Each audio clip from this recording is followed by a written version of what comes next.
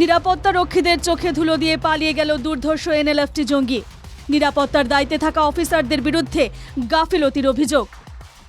ত্রিপুরার বিশালগড়ে কেন্দ্রীয় সংশোধনাগারে নজরদারি এড়িয়ে পালিয়ে গেল এনএলএফটি জঙ্গি সংগঠনের এক দুর্ধর্ষ ক্যাডার।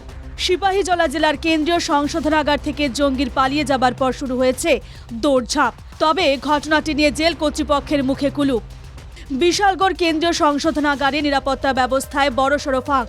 বিশালগড় কেন্দ্রীয় সংশোধনাগারে নিরাপত্তায় বজ্র আটুনি, ফসকা গেরো। জেলে নিরাপত্তার দায়িত্বে থাকা অফিসারদের একাংশের বিরুদ্ধে গাফিলতির অভিযোগ উঠেছে। নিষিদ্ধ জঙ্গি সংগঠন এনএলএফটির কুখ্যাত সদস্য স্বর্ণকুমার ত্রিপুরা মঙ্গলবার জেল থেকে পালায়। জঙ্গির পালানোর পরপরই দৌড়ঝাঁপ শুরু সংশোধনাগারে।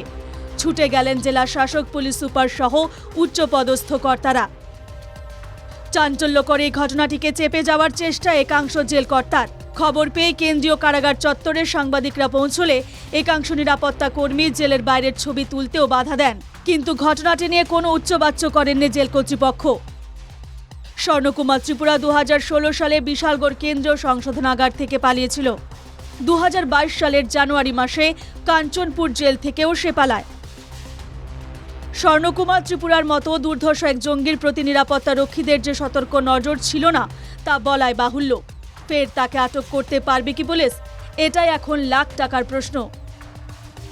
আগরতলা থেকে সুদীপ নাথের রিপোর্ট, এনকেটিভি বাংলা।